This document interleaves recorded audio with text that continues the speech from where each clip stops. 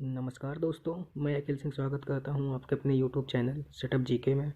दोस्तों, आज इस वीडियो के माध्यम से हम घटना चक्र के लेखपाल परीक्षा मार्गदर्शिका के ग्राम समाज एवं विकास की बुक को रीडिंग करेंगे, जिसमें लेखपाल के नए पैटर्न के हिसाब से जो विषय दिया हुआ है ये सभी इसमें शामिल है, जिसमें से आप सभी देख सकते हैं कि लेखपाल के क्या क्या सब्जेक्ट हैं, क्या विषय हैं, आप देख सकते हैं।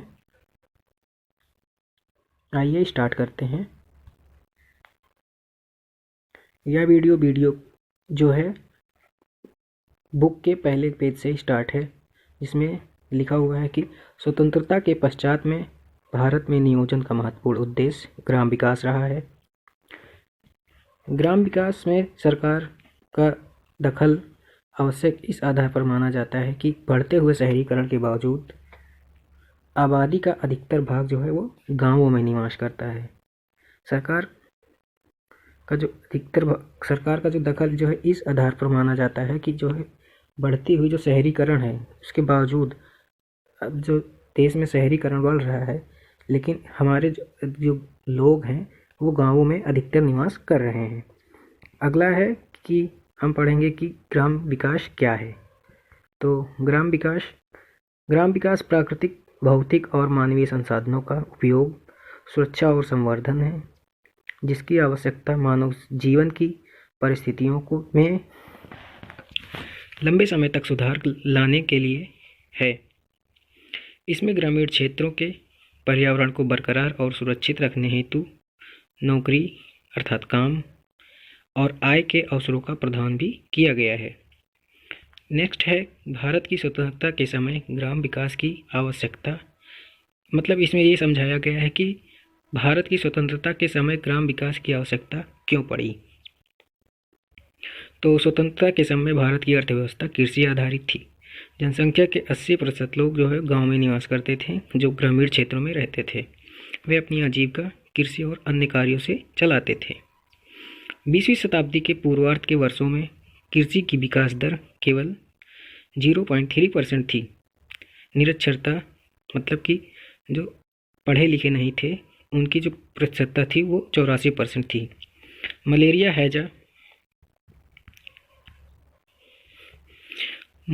हैजा और चेचक जैसी बीमारियों का सामना करने में जन स्वास्थ्य सुविधाएं बहुत कम थी। मतलब कि जो बीमारियां होती थी उसके लिए स्वास्थ्य सुविधाएं जो प्राथमिक केंद्र आजकल हुए हैं ये बहुत कम थी। 1947 में मृत्यु दर जो थी वो 1000 पर 27 थी। मतलब 1000 लोगों में से 27 लोगों की मृत्यु हो जाती थी। मुख्य रूप से लोग कृषि पर आश्रित थे, फिर भी औपनिवेशिक सरकार के निर्यात की जाने वाली वस्तुएं मतलब फसलें जैसे कपास, जूट और चाय को छोड़कर सिंचाई सुविधाओं पर विशेष ध्यान नहीं दिया जाता था। अगला है रेल प्रणाली। रेल प्रणाली का निर्माण बंदरगाहों के उत्पादन केंद्रों और बाजारों को जोड़ने के लिए किया गया। शिल्प क्षेत्र पर अंग्रेजों के शासन का जो दौरान था वो बहुत बुरा प्रभाव पड़ा।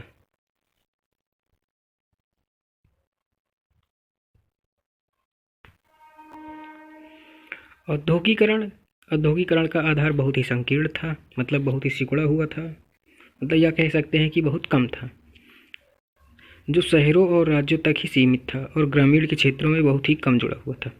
भारत में कृषि का वर्ग, जो कृषि वर्ग है मतलब भारत में किस प्रकार के कृषि वर्ग थे, बड़े जमींदार, उनसे छोटे ऐसे। भूमि वर्ग की संरचना उस क्षेत्र की सामाजिक, आर्थिक, भौगोलिक, राजनीतिक व प्रशासनिक परिस्थितियों पर निर्भरता की वजह से भिन्न भिन्न होती थी। आगे है कि भूमि नियंत्रण की प्रकृति व भूमि का उपयोग एक जगह से दूसरी जगह या एक ही जगह पर भिन्न भिन्न हो सकते हैं, जो उस क्षेत्र की उत्पादकता पर निर्भर होता है, जिसका कारण ज़्यादातर मृदा के प्रकार, जल की उपलब्धता, उन्नत कृषि विधियों को अपनाने, सूचना का या दूरसंचार का विकास, बाजार की ताकत का समेकन, राजनैतिक व प्रशासनिक व्यवस्था इत्यादि है। कृषि वर्ग में आती है तो पहली है कृषि वर्ग में सामंतवादी कृषि प्रणाली। सामंतवादी वे परिवार हैं जो सामान्यतः कृषि के बड़े हिस्से के मालिक होते हैं। मतलब कृषि के भू मतलब बोले तो भूमि के वो जो है बहुत बड़े हिस्से के मालिक होते थे या बहुत बड़े भाग को वो नियंत्रित करते थे, लेकिन प्रत्यक्ष रूप से वे खेती के काम में शामिल नहीं होते। जैसे कि हम राजा को ले सकते हैं इसमें, कि राजा जो है वो बहुत बड़ी ज़मीन का मालिक होता था और वो कभी खेत नहीं जाता था, और वे अपनी भूमि काश्तकार को खेती करने के लिए पट्टे पे देते। जैसे वो किसानों को, जैसे राजा किसानों को भूमि पट्टे पर देता था। भूमि से आय का मूल स्रोत काश्तकार द्वारा मतलब किसान द्वारा किया गया किराया था। उनके द्वारा लिया गया किराया फसल उत्पाद के माध्यम में या फसल उत्पाद के या नकद के रूप में, दोनों में हो सकता था। फसल के रूप में किराया पुनः एक निश्चित मात्रा काश्तकार द्वारा उपजाई गई फसल का एक निश्चित हिस्सा हो सकता है, जबकि नकद किराया सामान्यतः एक निश्चित राशि होती है। काश्तकार वर्ग सामान्यतः पारिवारिक श्रम के माध्यम से स्वयं को और छोटी खेतीबाड़ी करने वाले घरों के रूप में पहचाने जाते हैं। मतलब काश्तकार समाज जो परिवार जो है खेती बाड़ी करता था उन्हें ही काश्तकार कहते हैं। कृषि वर्ग में आता है पूंजीवादी कृषि प्रणाली। अब आती है इसमें कि वे किसान जो काफ़ी भूसंपत्तियों के स्वामी हैं और नियंत्रित करते हैं। मतलब कि जो बहुत बड़ी भूसंपत्तियों के स्वामी हैं, तो इसमें उस हिसाब से ले सकते हैं कि जमींदार जो गांव का होता है वो, जिसके पास बहुत सारी ज़मीन होती है, लेकिन वो खेती बाड़ी श्रमिकों की सहायता से करता है और वो खुद जाके देखता है। वही दिया हुआ है इसमें कि वे किसान जो काफ़ी भूसंपत्तियों के स्वामी हैं या नियंत्रित करते हैं और जो अपने खेतों में खेती बाड़ी श्रमिकों की सहायता से अपने स्वयं के निर्देशन या प्रतिनिधि मार्गदर्शन से करवाते हैं, उन्हें पूंजीवादी किसान कहा जाता है। वे स्वयं सीधे रूप से कृषि गतिविधियों में कार्यरत नहीं रहते हैं। आंदोलन जो है अर्थ और विशेषताएं। कोई भी सामूहिक एकजुटता ज़्यादातर एक या दूसरे प्रकार के आंदोलन के रूप में वर्णित होता है, जैसे कि काश्तकारों का, श्रमिकों का, अब विद्यार्थियों का, महिलाओं का, पिछड़े वर्गों या जनजातीय समूहों का। मतलब कि जो समूह होता था ये काश्तकारों का भी हो सकता था, श्रमिकों का भी हो सकता था, विद्यार्थियों का, महिलाओं का, या मतलब कि किसी भी एक जुट का हो सकता था। आंदोलनों की पहचानने योग्य संरचना होती थी व उन्हें लक्षणों के संदर्भ में कहा जा सकता है। आंदोलनों में उनके लक्ष्य को प्राप्त करने के लिए अक्सर एक कार्यनीति होती थी और समग्र कार्यनीति के हिस्से के रूप में युक्तियां भी लगाई जाती हैं। सामाजिक आंदोलन का वर्गीकरण। सामाजिक आंदोलनों को एक या अन्य मानदंडों, विचारधारा, कार्यनीति, प्रकृति व संरचना के परिवर्तन और सुधार की सीमा का उपयोग करते हुए कई वर्गों में कई प्रकार से वर्गीकृत किया गया है। मतलब ऐसे आंदोलन से संबंधों लोगों की मुख्य श्रेणियाँ होती हैं। वो मतलब कि जो आंदोलन से जुड़े होते हैं वो काश्तकार भी हो सकते हैं, श्रमिक भी हो सकते हैं, छात्र भी हो सकते हैं, जाति समूह और महिलाएं आदि हो सकती हैं जो आंदोलन से जुड़ी रहती हैं। आंदोलन व परिवर्तन के विश्लेषण के लिए रूपरेखा। हम आंदोलनों द्वारा परिवर्तन लाने या रोकने के लिए अपनाए गए साधनों को दो वर्गों में पहचान कर सकते हैं, एक संस्थागत और एक होती है गैर संस्थागत। मतलब ये संस्थागत और गैर संस्थागत साधन है और व्यवस्था से संबंधित है जो इस व्यवस्था को नियंत्रित करने वाली स्थापित शक्ति के द्वारा परिभाषित है। सामंतवादी विरोधाभासों से उठने वाले आंदोलन। सामंतवादी वही मतलब जो बड़े किसान होते थे, बड़े किसान नहीं, बड़े भूमि के मालिक, उनके उठने वाले आंदोलन 1950 के पहले। कृषि भूसंघर्ष जो अंग्रेजों के काल में उत्पन्न हुआ को समांतर दो प्रमुख चरणों में वर्गीकृत किया जा सकता है। पहला है कि अंग्रेजों के आगमन से 1857 तक, जिसमें 1857 का विद्रोह भी सम्मिलित है, का ज़्यादातर जनजातियों व काश्तकारों द्वारा कम संगठित तरीके से हुआ।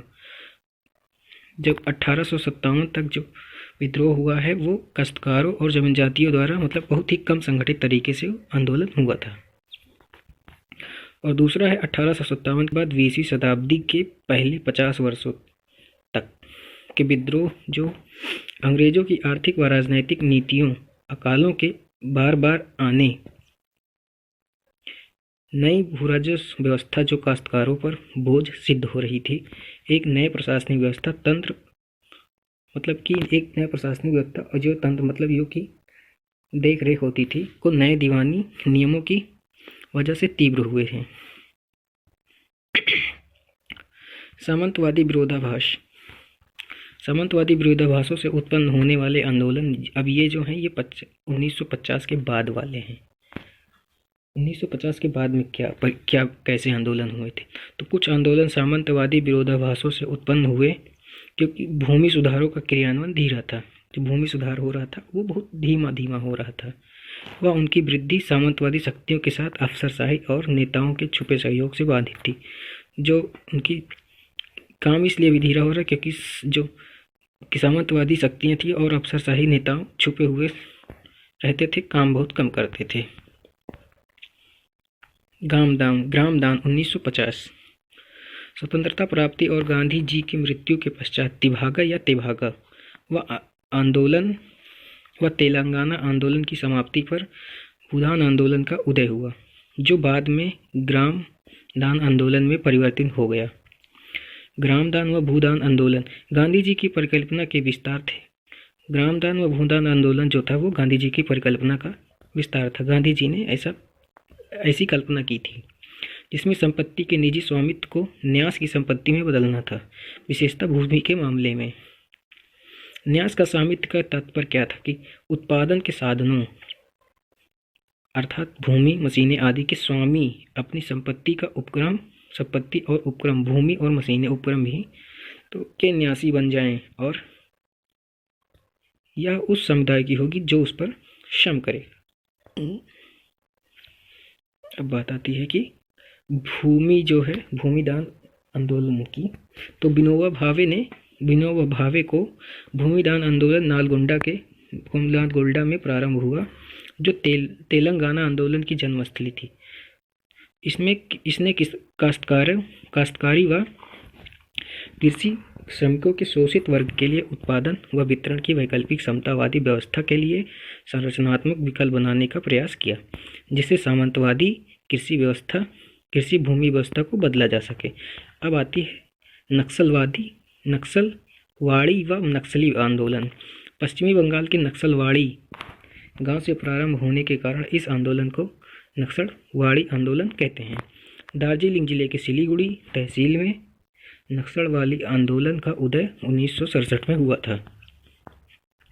यह काश्तकारों के संघों का सामंतवादी शोषण व भूमि सुधारों के विनाश के विरुद्ध एक लंबे समय तक चलने वाला संघर्ष था। पश्चिम बंगाल की समस्या का सार किसी अन्य राज्य की तरह ही सामंतवादी व्यवस्था में होने वाला संघर्ष था, जिसमें जमींदारों के हाथों में भूमि का स्वामित्व केंद्रित होता था। बरगा ऑपरेशन पश्चिम बंगाल सरकार के विभिन्न भूमि सुधार कार्यक्रमों में से एक था, जो बटाईदारी के अभिलेखन और बटाईदारों की अस्थायी और पैतृक अधिकार देने के लिए प्रारंभ किए गए एक विशेष अभियान से संबंध है। बरगादार पश्चिम बंगाल में बहुत अधिक संख्या में थे। वे कृषि श्रमिकों के साथ वहाँ की कृषि की रीढ़ की हड्डी हैं। बरगादार जो है वो पश्चिम बंगाल की कृषि की रीढ़ की हड्डी है। 1977 में वाम दलों के सत्ता में आने के बाद से पश्चिम बंगाल में 1978 से ऑपरेशन बरगा एक प्रमुख कार्यक्रम रहा। इस ऑपरेशन में एक प्रमुख पहलू बरगादारों का पंजीकरण था। परिणाम स्वरूप 30 जून 1985 तक अनुमानित कुल 20 लाख बरगादारों में से 10,13,000 बरगादारों का अभिलेखों का पूर्णतः जो है सूचीबद्ध किया गया था। बरगादारों के पंजीकरण ने बटाईदारों को पट्टों की कानूनी सुरक्षा दी। केंद्र की कांग्रेस सरकार नरसिम्हा राव सरकार जो थी ने वर्ष 1991 में निजीकरण, उदारीकरण व भूमंडलीकरण की नई आर्थिक नीति प्रारंभ की थी। हाल के समय में भारतीय कृषि में गंभीर समस्याएं उत्पन्न हुई। यह समस्या भूख से मृत्यु व किसानों की आत्महत्या की घटनाओं से और अधिक प्रदर्शित होती हैं। अभी भी भूख से होने वाली मौतों की ज़्यादातर संख्या देश के पिछड़े क्षेत्रों से नियमित रूप से दर्ज होती हैं, विशेषतः आंध्र प्रदेश, उड़ीसा और अब राजस्थान में बढ़ रही है। यदि WTO समझौते विशेषतः आयात पर मात्रात्मक पाबंदी हटाने के परिणामस्वरूप पश्चिमी देशों के बड़े नियमित किसानों को मिलने वाली भारी अनुदानों की वजह से होने वाली असमान प्रतिस्पर्धा ने इस समस्या को और बढ़ा दिया है। AIKSS ने उत्तर प्रदेश के फैजाबाद, वर्तमान अयोध्याबाद में नई कृषि नीति के विरोध में मार्च 2001 में काश्तकारों का एक सम्मेलन आयोजित किया था।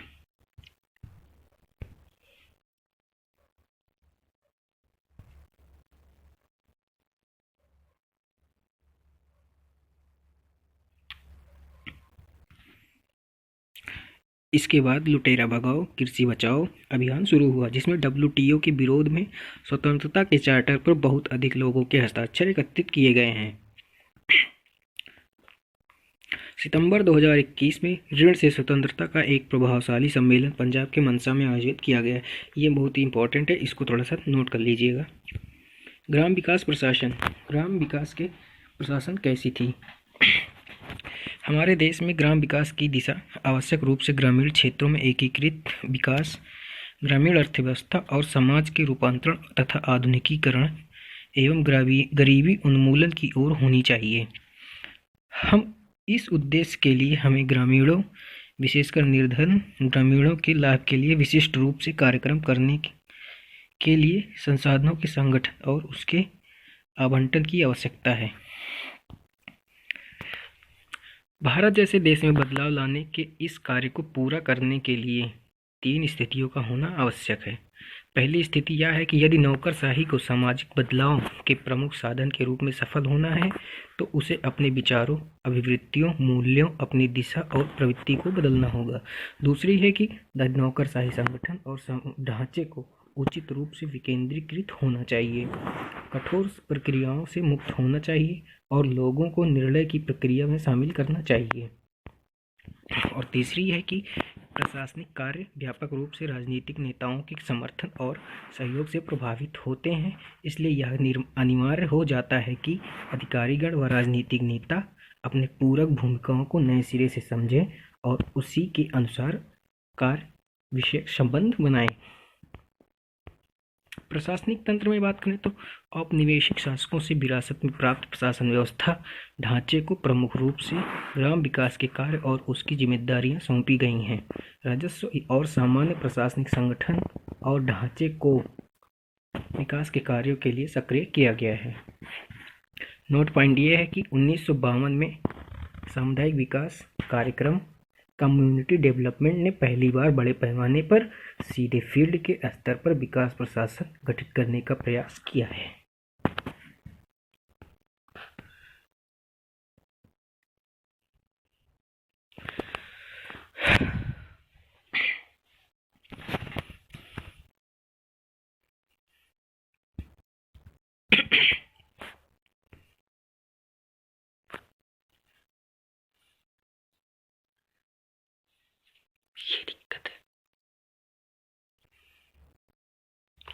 इसके अंतर्गत आने वाली विभिन्न योजनाओं को लागू करने के लिए इसमें तकनीकी विशेषज्ञों की नियुक्ति और मानव शक्ति के प्रशिक्षण को सम्मिलित किया गया। अधिक धन उत्पादन जांच समिति ने ही 1952 में प्रस्तुत अपनी रिपोर्ट में पहली बार ग्राम विकास के लिए एक एकीकृत संगठनात्मक ढांचे की आवश्यकता पर जोर दिया था। इस समिति ने राष्ट्र, राज्य, जिला, खंड और गांव के विभिन्न स्तरों पर व्यवस्था का प्रारूप भी तैयार किया था। इसी ने 100-200 गांवों को लेकर एक विकास खंड के रूप में ताल्लुक की स्थापना की सिफारिश की थी। इस वाली अधिक धन उत्पादन जांच समिति ने ही 100-200 गांवों को लेकर एक विकास खंड के रूप में ताल्लुक की स्थापना की सिफारिश की थी, जिसे राजस्व प्रभागी अधिकारी स्तर के खंड विकास अधिकारी के अधीन रहना था। ठीक है, इसके आगे है कि इस रिपोर्ट में यह भी सिफारिश की गई थी कि जिला स्तर पर विकास संबंधी गतिविधियों को कलेक्टर के अधीन एकीकृत किया जाए और उसकी सहायता के लिए विशेष अधिकारी हों। इसमें नीतियों के क्रियान्वयन और जो है संयुक्त कार्यवाही को सुगम बनाने हेतु राज्य स्तर पर मुख्यमंत्री की अध्यक्षता में मंत्रिमंडल समिति की तथा एक गैर सरकारी बोर्ड की भी सिफारिश की गई थी। सामुदायिक विकास कार्यक्रम के अंतर्गत विकास खंड का सृजन योजना और समेकित विकास की बुनियादी इकाई के रूप में किया गया। इसमें स्व-सहायता और जनता की भागीदारी पर विशेष जोर देते हुए कृषि, पशुपालन, ग्रामोद्योग और ऊर्जा, शिक्षा, स्वास्थ्य, समाज कल्याण आदि को सम्मिलित किया गया।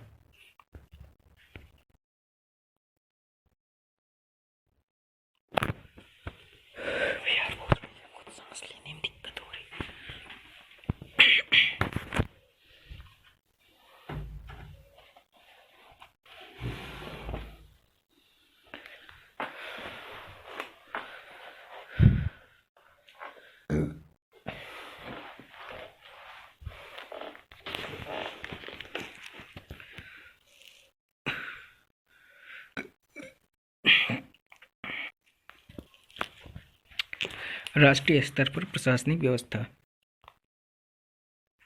ग्राम पुनर्निर्माण मंत्रालय का गठन 1979 में किया गया था और यह 1982 तक इसी रूप में चलता रहा था। 1982 में इसका नाम बदलकर ग्राम विकास मंत्रालय कर दिया गया। जनवरी 1985 में यह कृषि एवं ग्राम विकास मंत्रालय के अधीन ग्राम विकास विभाग बन गया।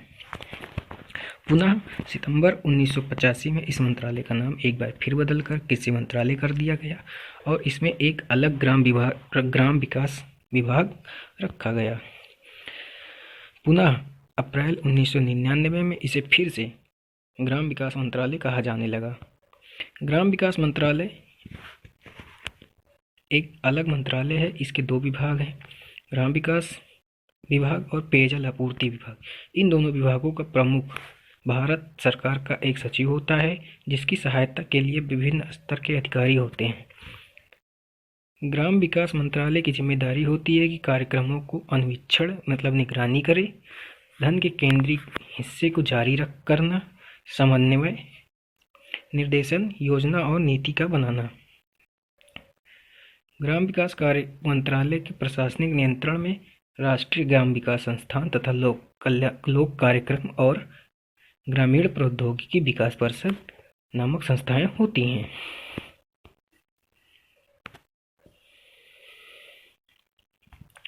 इसके आगे एक राष्ट्रीय ग्राम विकास कोष की स्थापना जो है वो 1984 में की गई थी, जिसका उद्देश्य था ग्राम विकास परियोजनाओं के लिए धन जुटाना।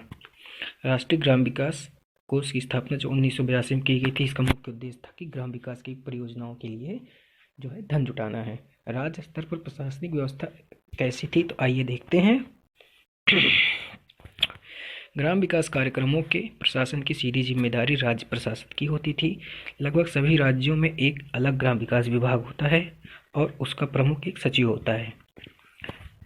इसके ऊपर कृषि एवं ग्राम विकास हेतु विकास आयुक्त होता है। राज्य स्तर पर प्रारंभिक चरण में विकास आयुक्त का पद था, जो विकास समिति की निगरानी में चलने वाले सीधे सभी विकास कार्यों का प्रभावी होता है।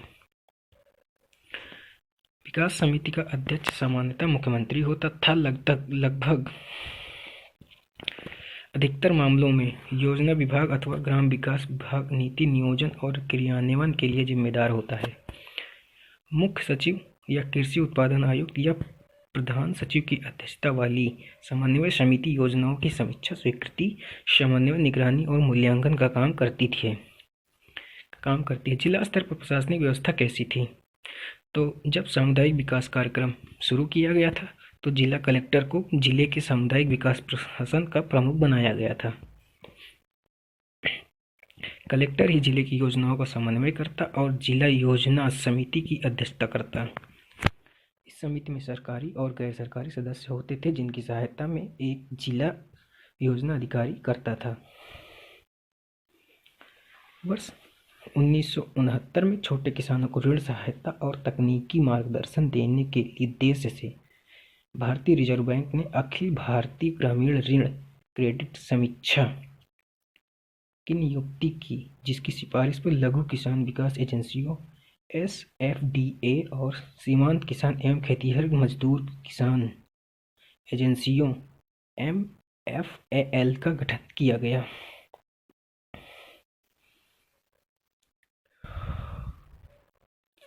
आगे है कि सोसाइटी पंजीकरण अधिनियम 1980। इसके अंतर्गत पंजीकृत जिला स्तर पर एक स्वायत्त शासी एजेंसी जिसका अध्यक्ष जिला कलेक्टर की होता था उसकी स्थापना की गई, जिसका काम SFDA या MFAL को लागू करना था। सूखा प्रवण क्षेत्र कार्यक्रम DPAP और मरुस्थल विकास कार्यक्रम DDP को 1970 के दशक में शुरू किया गया था। कुल मिला के सीधा सीधा याद कर लीजिए कि सूखा प्रवण क्षेत्र कार्यक्रम 1970 के दशक में शुरू किया गया था। खंड और गांव के स्तरों पर प्रशासनिक व्यवस्था कैसी थी? तो सामुदायिक विकास कार्यक्रम के अंतर्गत विकास खंड का निर्माण योजना और समेकित ग्राम विकास की बुनियादी इकाई के रूप में किया गया था, जिसमें जो है कृषि और संबद्ध गतिविधियों जैसे कि शिक्षा, स्वास्थ्य, समाज कल्याण आदि शामिल थी। खंड प्रशासन में खंड स्तर पर एक अधिकारी अर्थात खंड विकास अधिकारी BDO को रखा गया। भारत सरकार ने सामुदायिक विकास परियोजनाओं और राष्ट्रीय विस्तार सेवाओं की समीक्षा के लिए 1957 बलवंत राय मेहता की नियुक्ति की थी। बलवंत राय मेहता की समिति की जो नियुक्ति हुई थी वो सामुदायिक विकास परियोजनाओं और राष्ट्रीय विस्तार सेवाओं के लिए की गई थी। इस दल ने यह सुझाव दिया कि ऊपर जिला स्तर, मध्य में खंड स्तर और नीचे जो है ग्राम स्तर को लेते हुए परस्पर संबंधित त्रिस्तरीय ढांचे में खंड की बुनियादी इकाई तक सत्ता का विकेंद्रीकरण किया जाए। मतलब कि बलवंत राय मेहता की समिति जो रिपोर्ट आई थी उसमें पहले जिला स्तर होना चाहिए, बीच में खंड स्तर होना चाहिए, उसके नीचे फिर आना चाहिए तुम्हारा ग्राम स्तर। आगे है कि खंड स्तर पर विकास कार्यक्रमों की समीक्षा BDO की अध्यक्षता में ग्राम स्तरीय कर्मचारियों और अन्य खंड कर्मचारियों की बैठक में पाक्षिक आधार पर की जाती है। खंड के सभी कार्यकलापों की समीक्षा भी उनके प्रधान की अध्यक्षता में पंचायत समिति की आम समिति की तिमाही बैठक में की जाती है।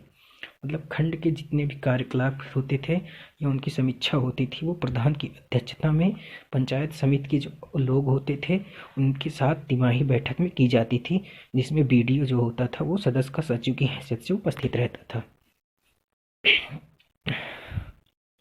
ऋण या क्रेडिट की आपूर्ति और समन्वय की समीक्षा के लिए एक खंड स्तरीय समन्वय समिति होती थी, जिसकी बैठक एक नियत तारीख में महीने में एक बार हुआ करती थी। पंचायत समिति का प्रधान जो है वो इसका अध्यक्ष होता था।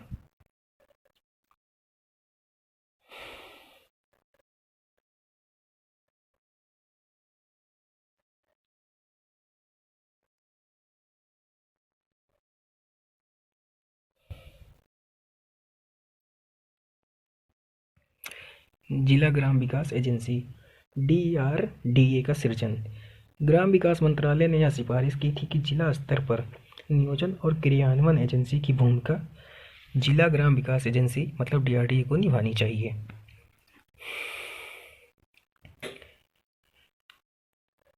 इस एजेंसी का अध्यक्ष कलेक्टर, उपायुक्त अथवा जिला मजिस्ट्रेट भी हो सकता था। जिला ग्राम विकास एजेंसियों का गठन स्वायत्त शासी एजेंसियों के रूप में छठी योजना के प्रारंभ में हुआ, जब देश के सभी खंडों में IRDP और NREP की शुरुआत की गई। जिले में कार्यक्रमों के नियोजन, क्रियान्वयन, निगरानी और मूल्यांकन का प्रभारी जो है जिला विकास एजेंसी होती थी। DRD के अध्यक्ष को एजेंसी की सहायता के लिए एक कार्यकारिणी समिति के गठन का अधिकार होता था। इस समिति के सदस्य की हैसियत से जिला स्तर के अधिकारी होते थे। ग्राम विकास मंत्रालय ने जिला कलेक्टर की अध्यक्षता में एक जिला विकास समिति के गठन का सुझाव भी दिया था। इसका मुख्य कार्य होता था कि जिला स्तर के सभी विभागों और खादी ग्रामोद्योग बोर्ड, जिला उद्योग केंद्र और बैंकों जैसे अन्य एजेंसियों के काम में तालमेल करना। यह समिति जिले में चल रहे विभिन्न कार्यक्रमों की कार्यप्रणाली की समीक्षा और कार्यक्रम के क्रियान्वयन और प्रशासन संबंधी दैनिक समस्याओं का निपटारा भी करती थी। अब आती है जिला योजना समिति। 74वें संविधान संशोधन अधिनियम के अनुच्छेद 243 ZD के तहत प्रत्येक जिले में एक जिला योजना समिति के गठन का दायित्व राज्य सरकार को सौंपा है। इसका काम है कि ग्रामीण क्षेत्रों के लिए पंचायती राज संस्थाओं और शहरी वर्ग के लिए शहरी नागरिक और विकास निकायों के बीच प्रभावी समन्वय के माध्यम से शहरी और ग्रामीण दोनों क्षेत्रों में लागू होने वाली मिलीजुली योजनाएं तैयार करें। जिला परिषद का अध्यक्ष जिला योजना समिति का अध्यक्ष होता है। ये नोटेड पॉइंट है।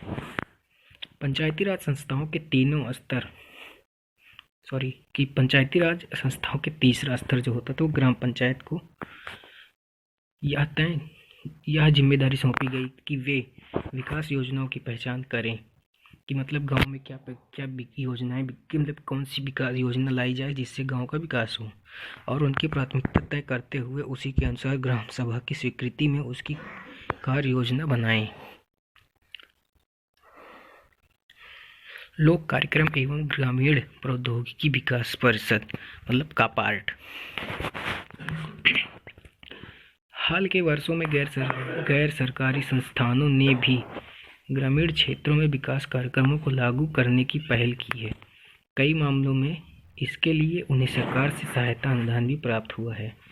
ग्राम विकास में स्वैच्छिक कार्य को बढ़ावा देने के लिए 1986 में पूर्ववर्ती people action for development India PADI पडी और council for advance of rural technology cart को मिलाकर एक नोडल एजेंसी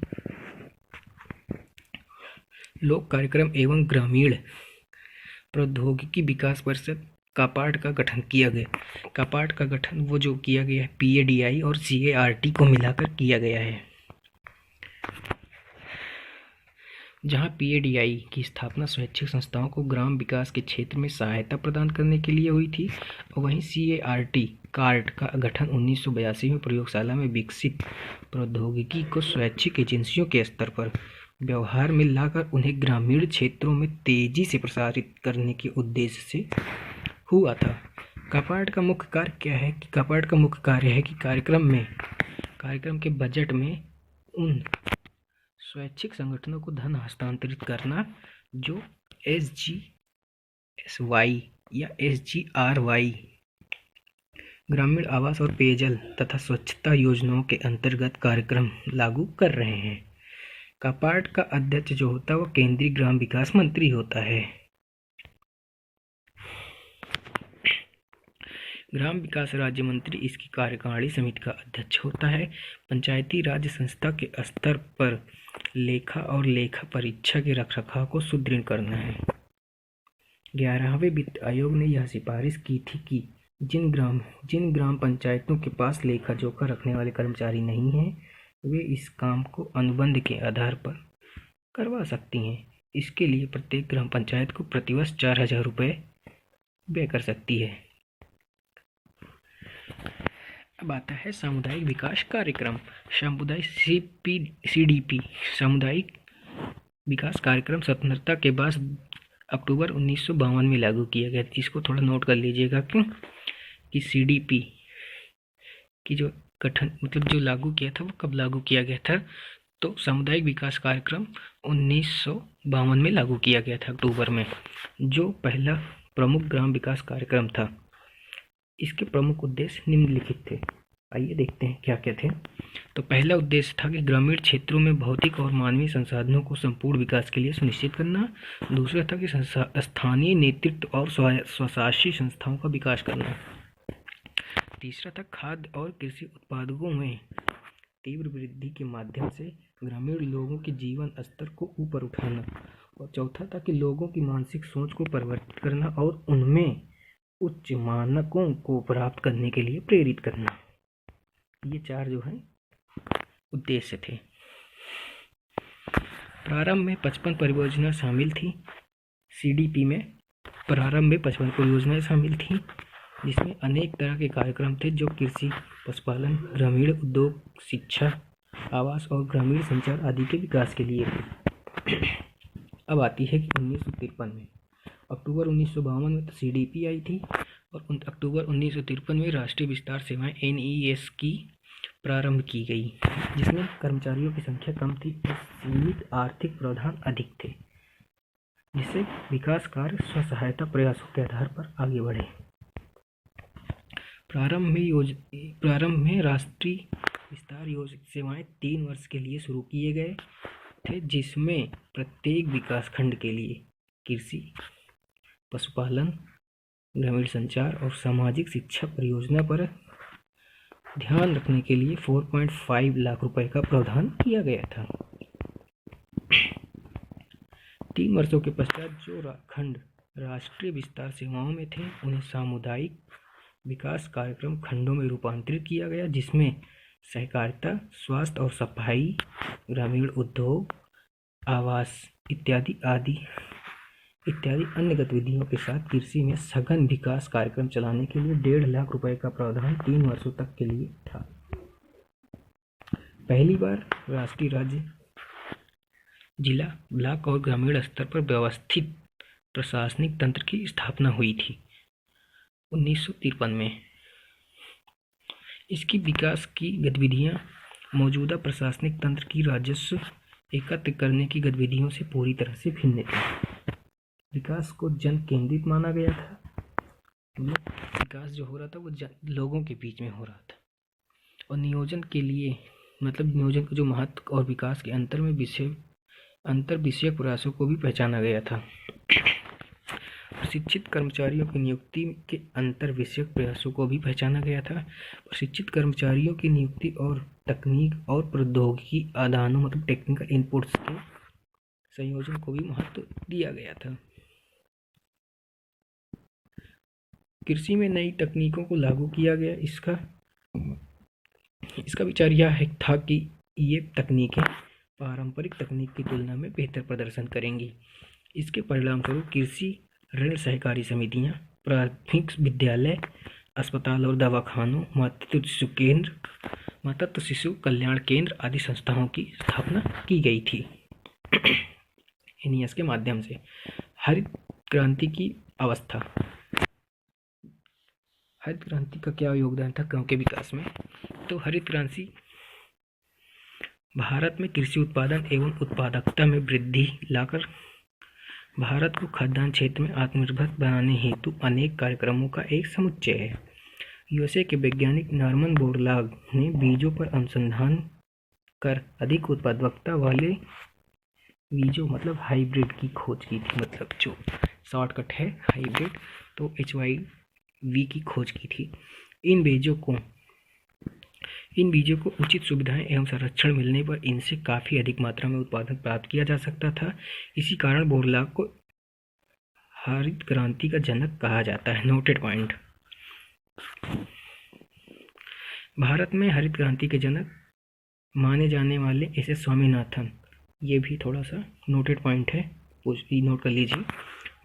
ने मैक्सिको की पद्धति को भारत में भी अपनाने पर बल दिया था और तथा भारतीय कृषि को आत्मनिर्भर बनाने की नींव रखी।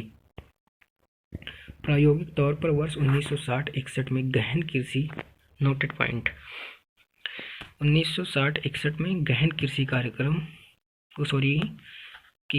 कृषि जिला कार्यक्रम के तहत इसे अपनाया गया था और 1966 में इसे पूरे देश में लागू किया गया था। किसको? हरित क्रांति को। द्वितीय पंचवर्षीय योजना 1956 से 61 के अंत को कृषि उत्पादन को ठहराव और खाद्यान्नों की कमी से पहचाना जाता है। या नोटेड पॉइंट ये भी है, यहाँ पे थोड़ा सा इंपॉर्टेंट पॉइंट चल रहा है, थोड़ा कंसंट्रेट होकर पढ़िए। द्वितीय पंचवर्षीय योजना 1956 से 51 के अंत को कृषि उत्पादन के ठहराव और खाद्यान्नों की कमी से पहचाना जाता है। फोर्ड फाउंडेशन टीम 1959 की रिपोर्ट, जिसका शीर्षक भारत की खाद्यान्न समस्या और उसके निराकरण के लिए उठाए गए कदम, फोर्ड फाउंडेशन टीम की ये शीर्षक थी। तो रिपोर्ट क्या थी कि रिपोर्ट ने कृषि के क्षेत्र के पुनर्संगठन की आवश्यकता की रूपरेखा प्रदान की। रिपोर्ट ने यह भी संस्तुति की कि कृषि उत्पादकता को बढ़ाने के लिए जिलों से चुने गए प्रगतिशील किसानों को बेहतर तरीके और सुविधाएं प्रदान करनी चाहिए, जिससे उत्पादन में तत्काल और उल्लेखनीय वृद्धि हो। हरित क्रांति के विषय में बात चल रही है इस टाइम। तीसरी पंचवर्षीय योजना 1961 से 1966 में ग्राम विकास के तरीकों को नई दिशा मिली, जिससे कृषि उत्पादन को बहुत अधिक महत्व मिला। अब थोड़ा सा अपनी लैंग्वेज देख लीजिए कि इसमें कृषि उत्पादन को बहुत महत्व दिया गया, बात वही है। इसकी वजह से ग्राम विकास में प्रौद्योगिकी अवस्था प्रारंभ हुई। परिणामस्वरूप सघन कृषि विकास कार्यक्रम IADP और अधिक उपज किस्मों के कार्यक्रम को शुरू किया गया। सघन कृषि विकास कार्यक्रम को वर्ष 1961 में और सघन कृषि क्षेत्र कार्यक्रम को 1964 में प्रयोग के आधार पर लागू किया गया था। ये दोनों पॉइंट थोड़ा नोट कर लीजिएगा, सॉरी। सघन कृषि विकास कार्यक्रम को 3 चयनित जिलों में शुरू किया गया और बाद में इसे 15 राज्यों और 16 जिलों में विस्तारित किया गया। इस कार्यक्रम में मुख्य 3 हिस्सों पर ध्यान दिया गया था। किसमें? ये तुम्हारा सघन कृषि विकास कार्यक्रम में के 3 हिस्सों पर ध्यान दिया गया था, जिसके नाम कृषि उत्पादन में अधिक निवेश, कृषि उत्पाद की अधिक कीमतें और आधुनिक प्रौद्योगिकी आदान थे। यद्यपि सघन कृषि विकास कार्यक्रम और सघन कृषि क्षेत्र कार्यक्रम अच्छी फसल की पैदावार में सहायक हुए, पर इन दोनों कार्यक्रमों में फसल की नस्लों का उर्वरक पर कम प्रभाव था। 1963 में उच्च श्रेणी के बीजों को अपनाए जाने में वृद्धि हुई, जो गेहूं के मैक्सिको की किस्मों और धान की ताइचुंग की स्थानीय किस्मों से परिचय हुई। मैक्सिको के बीज में सिंचित भूमि में 10 टन प्रति हेक्टेयर उत्पादन की क्षमता पाई गई, जबकि मौजूदा किस्म की पैदावार 1.2, मतलब कि हरित क्रांति के तहत जो मैक्सिको से बीज लाए गए थे उसमें उत्पादन जो हो रहा था वो 10 टन प्रति हेक्टेयर हो रहा था, और जो हम लोगों के पास था वो उसकी पैदावार जो 1.2 या मतलब 1.2 टन थी। एक और परिवर्तन R8 धान, एक और परिवर्तन वो तो क्या था कि R8 धान और उच्च पैदावार किस्मों जैसे ज्वार, बाजरा और मक्का को अपनाने से आया। उच्च पैदावार वाली किस्मों के बीज को इस तरह से तैयार किया गया कि वे पानी और उर्वरक के प्रति संवेदनशील हों। अभी तो इन बीजों ने कीटनाशकों के उपयोग को आवश्यक बना दिया। जो उच्च पैदावार की किस्में थीं वो पानी और उर्वरक के प्रति संवेदनशील तो थी, अभी तो ये जो है खरपतवार मतलब कीटनाशकों के लिए भारी हो रही थी।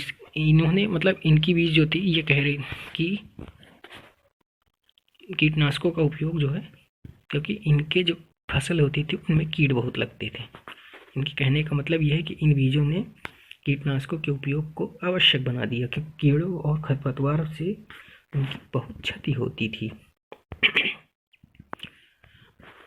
उच्च पैदावार वाली किस्मों का कृषि की कीमतों पर महत्वपूर्ण असर पड़ा। इसने विशेष रूप से जमीन की एक इकाई की कीमत बढ़ा दी, लेकिन उत्पादन की प्रति इकाई कीमत में वृद्धि को नहीं बढ़ाया था। तकनीक के उपयोग के परिणाम स्वरूप व्यावसायिक आदानों के उपयोग से गैर श्रमिक बाजार की तरफ झुकाव हुआ। हरित क्रांति स्वभावतः ही चयनशील और विशिष्ट लक्ष्य की योजना थी।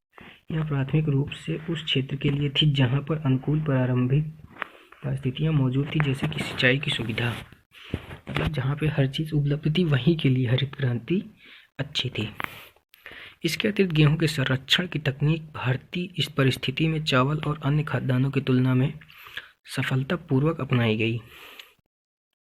यह योजना प्रारंभिक अवस्था में संपन्न किसानों के लिए थी जो नई तकनीक में निवेश करने में सक्षम हुए थे। हरित क्रांति की योजना जो थी वो प्रारंभिक में संपन्न किसानों के लिए थी जो निवेश करने के लिए सक्षम थे।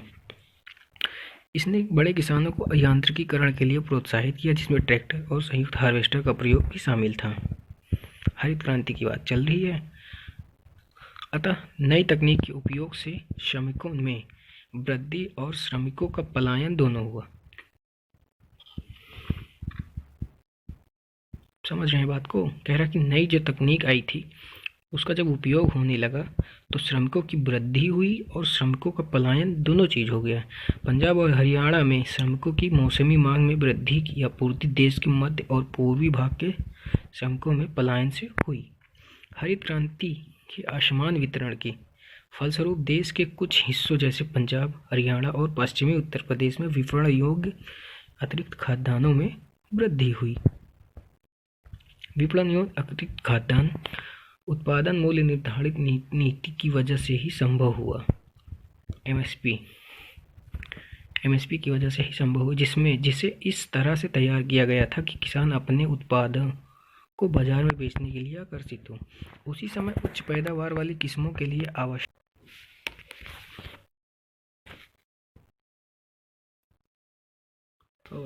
आदानों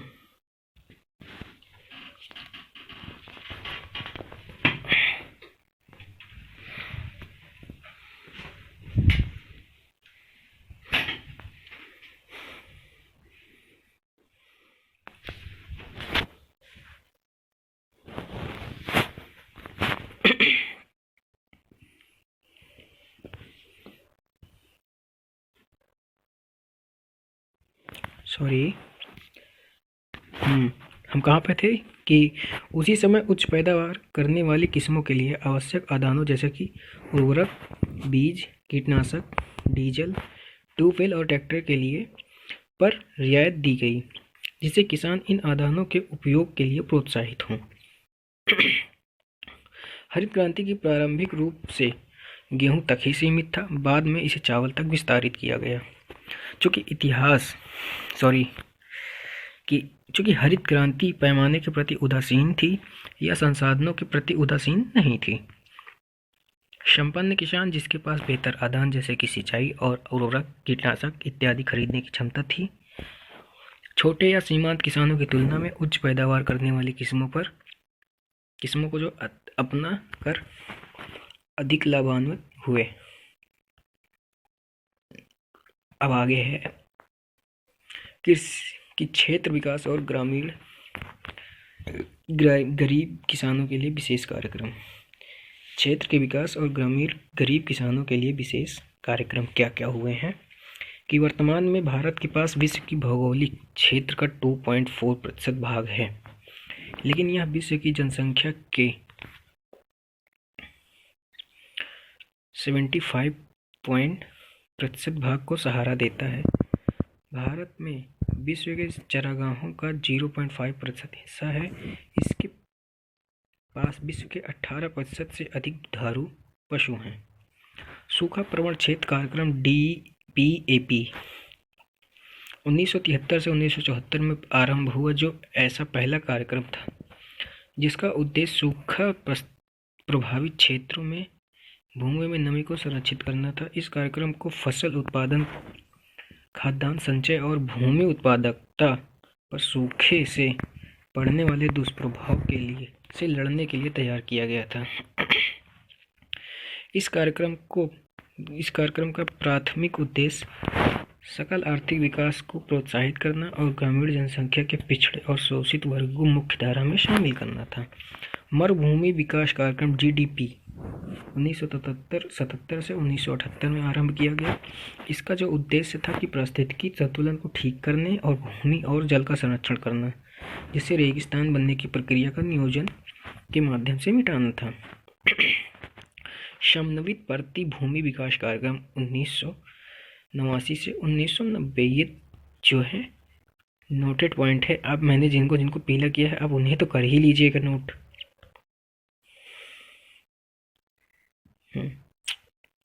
क्या कह रहे थे कि समन्वित परती भूमि विकास कार्यक्रम IWDP 1989 से 1990 में सरकारी खराब भूमि और साधारण संपत्ति स्कीम CPR को विकसित करने के लिए प्रारंभ किया गया था, जो ग्रामीण या सूक्ष्म जल भंडारण योजना पर आधारित थी। 1993 से 1994 में प्रौद्योगिकी विकास विस्तार और प्रशिक्षण TDET योजना प्रारंभ की गई थी, जो प्रतिभूमि को विकसित करने के लिए तकनीक को प्रदर्शित करती है। निवेश प्रोत्साहन योजना IPS 1994 से 1995 वन रहित भूमि को विकसित करने में कॉरपोरेट क्षेत्र और वित्तीय संसाधनों की भागीदारी को प्रोत्साहित करने के लिए लागू किया गया। राष्ट्रीय जल विभाजक पर्णढाल विकास परियोजना को जो वर्षा पोषित क्षेत्रों के लिए थी 1990 से 1991 में प्रारंभ किया गया था। इसके दो उद्देश्य थे: वर्षा पोषित क्षेत्रों में कृषि उत्पादन में सुधार करना और पारिस्थितिकी संतुलन को ठीक करना था। वर्षा पोषित क्षेत्रों को अधिकतम संसाधन उपलब्ध कराने के लिए जल विभाजक विकास कोष की 2000 से 2001 में नाबार्ड के तहत 200 करोड़ रुपए की राशि के साथ स्थापना की गई थी। योजना आयोग ने 1997 में वर्षा पोषित क्षेत्रों के विकास के लिए 25 वर्षों के परिप्रेक्ष्य योजना पर्सपेक्टिव प्लान के निर्माण के लिए एक समिति का गठन किया गया था।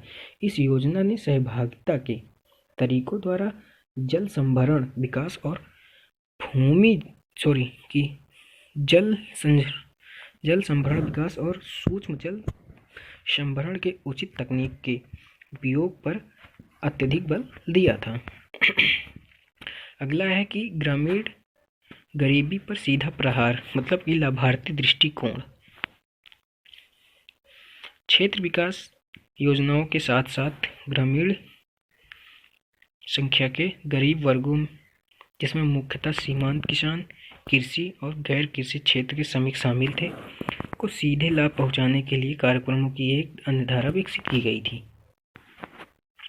वर्ष 1971 में दो नए कार्यक्रम, जिनका नाम लघु कृषक विकास एजेंसी SFDA और सीमांत कृषक और कृषि श्रमिक एजेंसी MFAL थे, उन्हें अखिल भारतीय ऋण समीक्षा समिति 1969 की सलाह पर लागू किया गया था।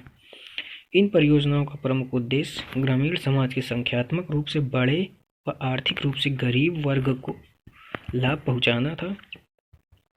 लघु कृषक विकास एजेंसी की प्राथमिक भूमिका लाभार्थियों को पहचानना व उन्हें सहकारी समिति के सदस्य के रूप में नामांकित करना था तथा उन्हें इन सहकारी समितियों के माध्यम से अनुदान पर धन और आदान वितरण सुविधा उपलब्ध कराना था, जिसका वे उपयोग कर सकें। सीमांत किसान और कृषि श्रमिक एजेंसियों की भूमिका सीमांत किसानों और कृषि श्रमिकों के लिए रोजगार उत्पन्न करना, विशेषतः ग्राम उद्योगों और सहायक रोजगार के माध्यम पर केंद्रित थी। छठी पंचवर्षीय योजना 1980 से 1985 तक चली। इसके दौरान इन दोनों योजनाओं को समेकित ग्राम विकास योजना इन दोनों योजनाओं बोले तो सीमांत, जो ऊपर दोनों ही वाली योजनाएं हैं, लघु कृषक SFDA और MFAL को समेकित ग्राम विकास कार्यक्रम IRDP में सम्मिलित किया गया, जो देश के 1818 विकास खंडों में लागू हुई थी। चुने हुए विकास खंडों में समेकित ग्राम विकास कार्यक्रम 1978 से 1979 में लागू किया गया। इस कार्यक्रम को 2 अक्टूबर 1980 को सर्वसुलभ कराया गया। इस कार्यक्रम का मुख्य उद्देश्य पहचाने गए गरीबी रेखा के नीचे के परिवारों को स्वरोजगार के अवसर उपलब्ध कराने के लिए अनुदान व संपदा खरीदने के लिए बैंकों से धन सहायता के लिए उपलब्ध कराना था। स्वरोजगार के लिए ग्रामीण युवाओं का प्रशिक्षण, मतलब ट्राइशम, ग्रामीण क्षेत्रों में, मतलब ये स्वरोजगार के लिए जो ये चलाए जा रहे हैं कि उनके लिए जो ग्रामीण युवाओं का प्रशिक्षण ट्राइशम, ग्रामीण क्षेत्रों में महिलाओं और बच्चों के विकास के लिए DWCRA और ग्रामीण शिल्पकारों को बेहतर और औजार बनाने और उपलब्ध कराने के लिए SITRA और गंगा कल्याण योजना GKY को ग्रामीण जनसंख्या की विशिष्ट आवश्यकताओं का ख्याल रखने के लिए समेकित ग्राम विकास कार्यक्रम के विशेष कार्यक्रम के रूप में लागू किया गया था। स्वरोजगार कार्यक्रम के कम, मतलब हाशिए के प्रभाव के कारण वर्ष 1997 में स्वरोजगार और मजदूरी रोजगार कार्यक्रमों के पुनरावलोकन के लिए एक समिति का गठन हुआ था। अंततः यह पाया गया कि समेकित ग्राम विकास कार्यक्रम की कई उप योजनाओं को एकाकी कार्यक्रमों की तरह बिना किसी वांछित संपर्कों के कार्यान्वित किया गया। इस समिति की संस्तुति पर समेकित ग्राम विकास कार्यक्रम और संबद्ध कार्यक्रमों, जिसमें गंगा कल्याण योजना शामिल थी, इनको सबको मिला के 1999 में एक कार्यक्रम आरंभ किया गया जो स्वर्ण जयंती स्वरोजगार योजना SGSY के नाम से जानी जाती है। अब आगे है कि स्वर्ण जयंती ग्राम स्वरोजगार योजना ये क्या है। ये है कि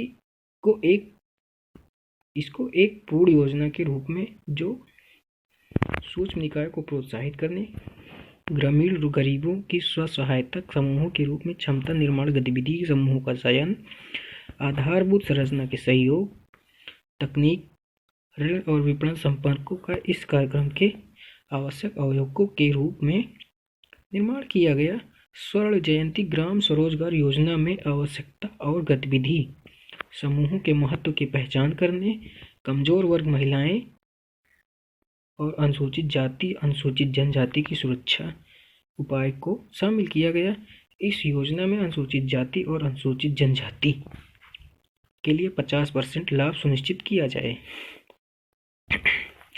अगला है कि सामान्य वर्ग के व्यक्तिगत लाभार्थी के लिए अनुपूर्ति परियोजना की लागत 30%, जो अधिकतम 7500 रुपये हो सकती थी, और अनुसूचित जाति जनजाति के मामले में यह परियोजना की लागत 50% थी, जो अधिकतम 10,000 रुपये तक हो सकती थी, जिसकी अधिकतम सीमा 1.25 लाख रुपये होगी।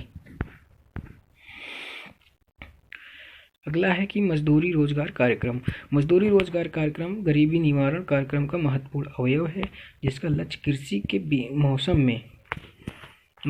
मौसम के बाद खाली समय में और सूखा और बाढ़ व अन्य प्राकृतिक आपदाओं के समय में भी रोजगार के अवसर प्राप्त कर सकें या उपलब्ध करना है। इन कार्यक्रमों से ग्रामीण आधारभूत संरचनाओं के निर्माण से आर्थिक गतिविधियों को सहायता और मजदूरी करने वाले श्रमिकों की अतिरिक्त मांग उत्पन्न होती है।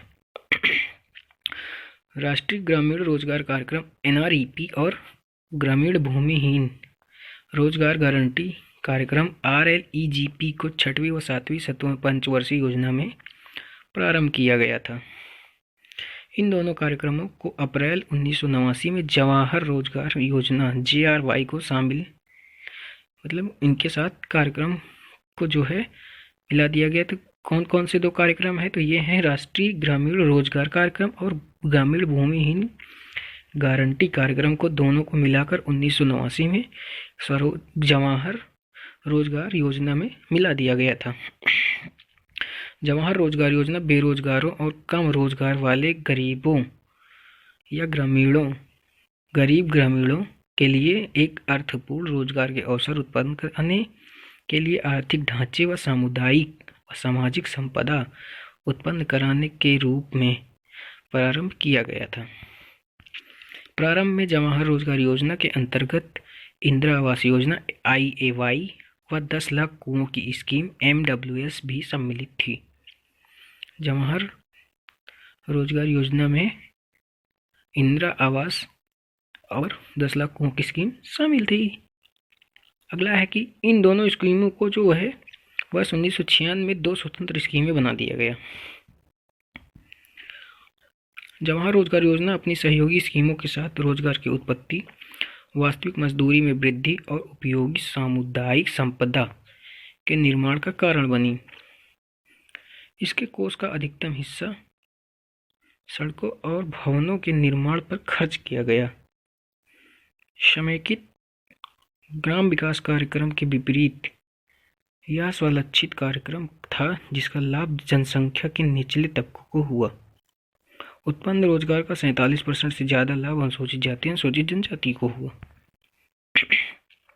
जवाहर रोजगार योजना के एक प्रमुख भाग के रूप में 1 अप्रैल 1999 को जवाहर ग्राम समृद्धि योजना GSY का प्रारंभ किया गया। यह ग्रामीण आर्थिक ढांचे के निर्माण का कार्यक्रम है जिसका द्वितीय लक्ष्य रोजगार उत्पत्ति था। किसका द्वितीय लक्ष्य रोजगार उत्पत्ति था? तो जवाहर ग्राम समृद्धि योजना का। सुनिश्चित रोजगार कार्यक्रम EAS ये जो है 2 अक्टूबर 1993 में सूखा प्रभावित क्षेत्रों और मुख्यतः जनजातीय और पर्वतीय क्षेत्रों के विकास खंडों में प्रारंभ की गई थी। इसे वर्ष 1997-98 में सभी विकास खंडों में विस्तारित किया गया।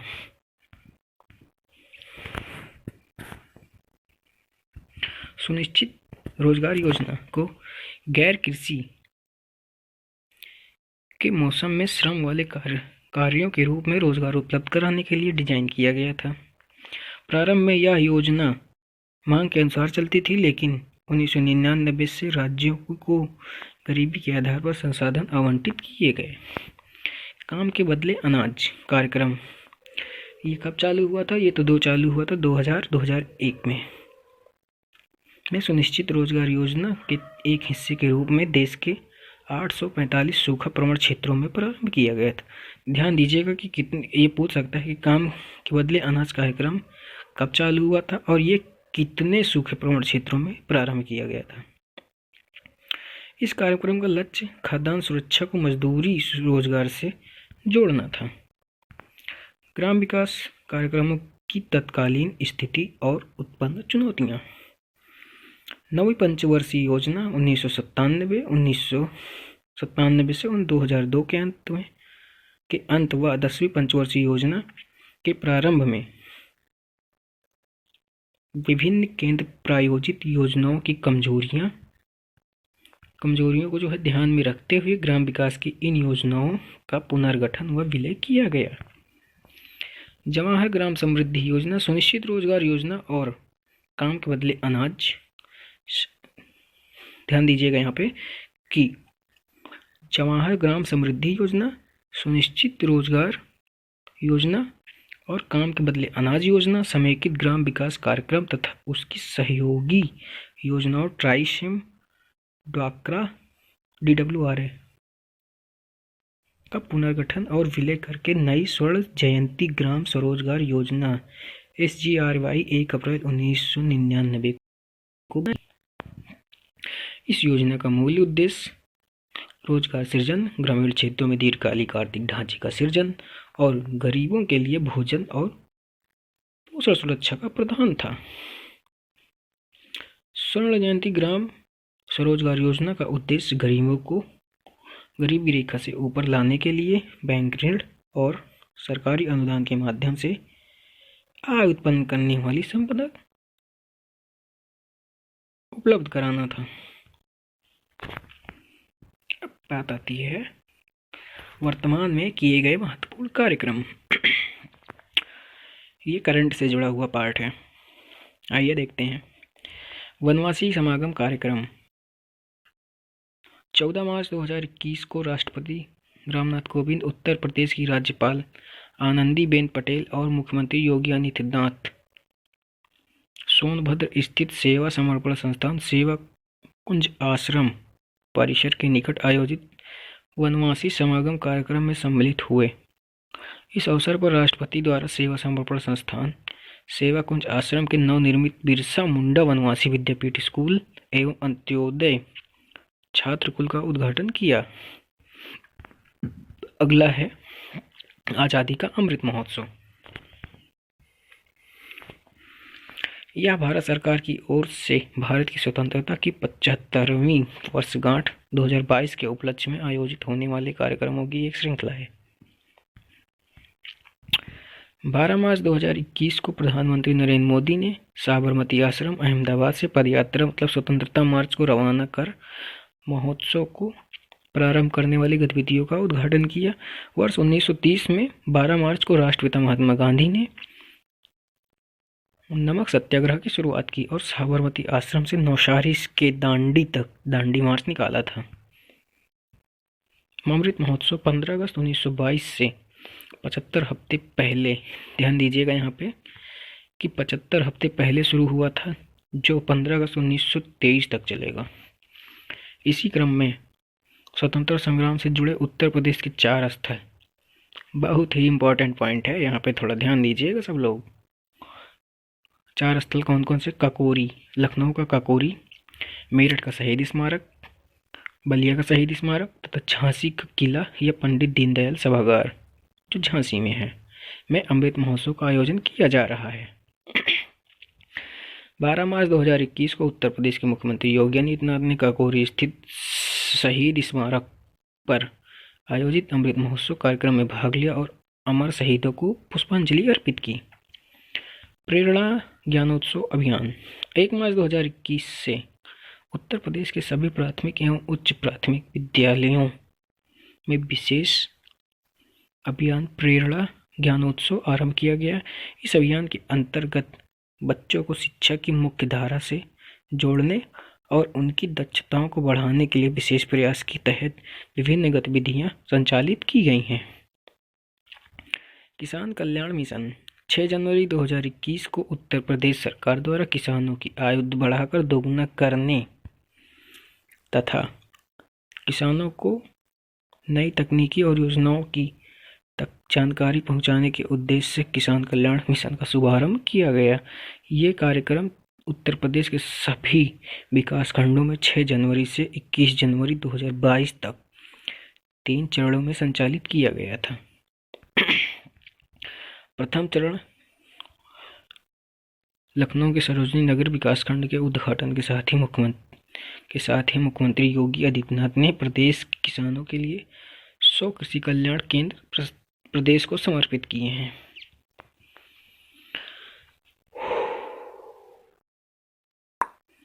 अब है उत्तर प्रदेश में लैंड होल्डिंग यूनिकोड, मतलब कि जमीनों का कोड निकाला गया है।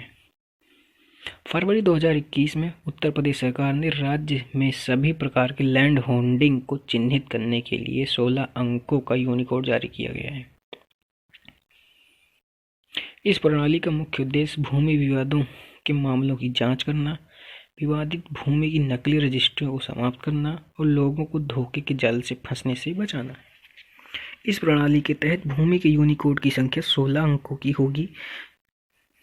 यहाँ ध्यान दीजिएगा कि यूनिकोड संख्या जो है 16 अंकों की होगी, जिसमें पहले 6 अंक जो होंगे वो भूमि की जनसंख्या मतलब आबादी के आधार पर निर्धारित होंगे और अगले 4 अंक भूमि की विशिष्ट पहचान कराएंगे। उसके बाद जो 11 से 14 के बीच जो अंक होंगे वो भूमि के विभाजन की संख्या होगी और अंतिम के 2 जो अंक होंगे वो श्रेणी के संबंध में विवरण होगा, जिसके माध्यम से कृषि आवासीय भूमि जिसके माध्यम से कृषि आवासीय और वाणिज्यिक भूमि की पहचान की जाएगी कि किस तरीके की भूमि है वो। इस तरह 16 अंकों का पूरा कोड रहेगा। यह यूनिकोड उत्तर प्रदेश सरकार के राजस्व विभाग द्वारा जारी किया जाएगा। यह सभी प्रकार के कृषि आवासीय और वाणिज्यिक भूमि के लिए जारी होगा। यह लैंड होल्डिंग यूनिकोड भूमि विवाद के मामलों की जांच करने में मदद करेगा। मिशन शक्ति कार्यक्रम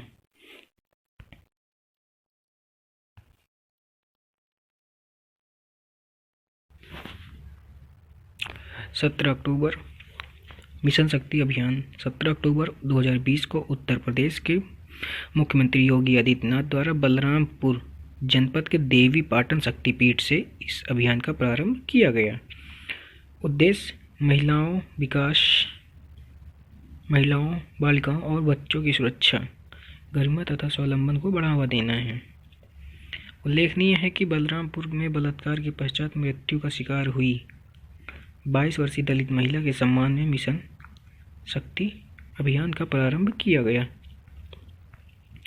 इसका पहल का संचालन शारदीय नवरात्रि 17 अक्टूबर 2020 से प्रारंभ होकर वासंतिक नवरात्रि अप्रैल 2021 तक किया गया। इस अभियान के तहत 180 दिन याद रखिएगा कि मिशन शक्ति 180 दिन की अवधि में प्रदेश की समस्त 75 जनपदों में महिलाओं एवं बालिकाओं को आत्मनिर्भर बनाने का प्रशिक्षण प्रदान करने तथा उनकी सुरक्षा के सम्मान के प्रति जागरूकता उत्पन्न किए जाने के लिए कार्य किया गया। आत्मनिर्भर उत्तर प्रदेश रोजगार कार्यक्रम 26 जून 2020 को प्रधानमंत्री नरेंद्र मोदी द्वारा वीडियो कॉन्फ्रेंसिंग के माध्यम से उक्त कार्यक्रम का शुभारंभ, मतलब कि उक्त कार्यक्रम बोले तो आत्मनिर्भर उत्तर प्रदेश रोजगार कार्यक्रम का शुभारंभ किया गया। यह कार्यक्रम उन विस्थापित श्रमिकों को रोजगार देने के लिए शुरू किया गया है जो कोविड-19 महामारी के कारण अन्य राज्यों से वापस आए हैं। कहाँ आए हैं? उत्तर प्रदेश में आए हैं। ऑनलाइन रोजगार स्वरोजगार संगम कार्यक्रम। 14 मई 2020 को मुख्यमंत्री योगी आदित्यनाथ ने ऑनलाइन स्वरोजगार संगम कार्यक्रम का शुभारंभ किया। इस अवसर पर उन्होंने 56,754 उद्यमियों को 2 करोड़ 49 लाख रुपए का ऋण ऑनलाइन वितरित किया। बाप रे! ऑनलाइन स्वरोजगार संगम कार्यक्रम के तहत 56,754 उद्यमियों को 2 करोड़ 49 लाख रुपए का ऋण ऑनलाइन वितरण किया गया है। उन्होंने लॉकडाउन के दृष्टिगत लाभार्थियों की सुरक्षा के लिए विभागीय योजनाओं जैसे मुख्यमंत्री युवा स्वरोजगार योजना, एक जनपद एक उत्पाद योजना तथा विश्वकर्मा श्रम सम्मान योजना को भी ऑनलाइन किया। उन्होंने MSME साथी पोर्टल एवं मोबाइल ऐप का भी शुभारंभ किया था। ग्राम विकास योजनाओं के प्रबंधन के मुद्दे। प्रबंध अवधारणा। प्रबंध एक सार्वदेशिक प्रक्रिया है। यह केवल कारखाने या दुकान या कार्यालय तक ही सीमित नहीं है। यह सभी संगठनों में क्रियात्मक बल है और निर्धारित उद्देश्यों को प्राप्त करने की कोशिश करता है। प्रसिद्ध प्रबंध विशेषज्ञ पीटर ड्रकर के अनुसार प्रबंध एक बहुप्रयोजनीय अंग है जो व्यापार का प्रबंध करता है और प्रबंधक का प्रबंध करता है और कामगार तथा कार्य का प्रबंध करता है। प्रशासन प्रभावी निर्देशन सुनिश्चित करता है। प्रशासन प्रभावी निर्देशन सुनिश्चित करता है और प्रशासन संगठन की नियुक्ति निकालता है। प्रशासन लक्ष्यों को निर्धारित करता है। प्रशासन वित्त उत्पादन और वितरण का समन्वय करता है और प्रशासन ही मार्ग निर्देशन नेतृत्व प्रदान करता है और नियंत्रण करता है। प्रबंध प्रभावी कार्य निष्पादन सुनिश्चित करता है। प्रबंध संगठन का उपयोग करता है और प्रबंधकीय प्रक्रियाओं को करने के लिए संगठन एक माध्यम है। प्रबंध इन लक्ष्यों को प्राप्त करने का उद्देश्य या प्रयास करता है। प्रबंध लक्ष्य पूरा करने के लिए अन्य कार्यों का समन्वय करता है। प्रबंध लोगों के साथ काम करके काम करवाता है, संगठित तरीके से एवं अन्य संसाधनों का उपयोग करता है। प्रबंध की प्रक्रिया के मूल कार्य हैं। वे हैं योजना बनाना, संगठन करना, स्टाफ की व्यवस्था करना, निर्देश देना, नियंत्रित करना, समन्वय करना, रिपोर्ट तैयार करना, बजट बनाना। ये सब प्रबंधन की प्रक्रियाएं हैं। ग्राम विकास योजनाओं का कार्यक्रम। प्रबंधन के अब हम पढ़ रहे हैं कि ग्राम विकास योजनाओं का कार्यान्वयन कैसे होता है। तो प्रबंध के मुख्य कार्यों में से एक कार्य है प्रभावी कार्य निष्पादन या कार्यान्वयन। कार्यान्वयन को एक ऐसी प्रक्रिया माना जाता है जिसके द्वारा कतिपय निर्धारित उद्देश्यों को प्राप्त करने की दृष्टि से योजनाबद्ध तरीके से पूर्व निर्धारित क्रियाकलापों का एक समूह पूरा किया जाता है। इस प्रकार कार्यान्वयन उन कार्यकलापों के व्यापक समूह का उपसमूह है जिससे प्रबंध बनता है। क्रियान्वयन की प्रावस्थाएं क्या हैं? तो क्रियान्वयन की प्रावस्थाएं जो हैं वो 2 उप प्रावस्थाएं हैं। एक है प्रचालन पूर्व प्रावस्था और दूसरी है प्रचालन प्रावस्था।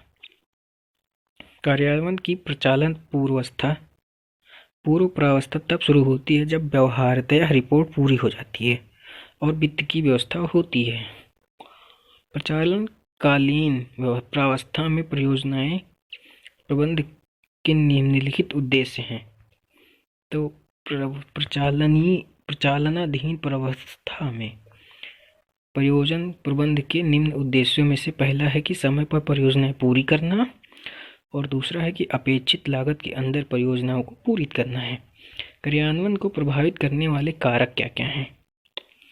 ऐसे कई कारक हैं जो कार्यक्रम के कार्यान्वयन को प्रभावित करते हैं और ग्राम प्रबंधक को उनकी भूमिका और कार्य को समझना होता है। उनकी संक्षिप्त सूची नीचे दी गई। तकनीकी कारक। ग्रामीण परियोजनाएं विविध प्रकार की हो सकती हैं, जैसे सिंचाई, पशुधन विकास। मतलब गांव की जो परियोजनाएं होती हैं वो जो तकनीकी वाली होती हैं वो कैसी कैसी होती हैं, इसमें ये बताया गया है कि जैसे कि सिंचाई हो सकती है, पशुधन का विकास, पशुओं का विकास, प्रौद्योगिकी के प्रयोग और तकनीकी कर्मचारियों की भर्ती की ज़रूरत होती है ताकि उत्पादन को अधिकतम सीमा तक बढ़ाने के लिए उत्पादन कार्यों को प्रभावी ढंग से कार्यरत रखा जा सके। ग्राम विकास प्रबंध के लिए तकनीकी कारकों के ज्ञान और उन्हें व्यवस्थित रखने के लिए तकनीकों को भी जानकारी आवश्यक होनी चाहिए। आर्थिक और वित्तीय कारक। ये ऋण और आर्थिक सहायता, मूल्य निर्धारण, संसाधनों का विकल्प आदि को प्रभावित करने वाले कारक से संबंधित हैं।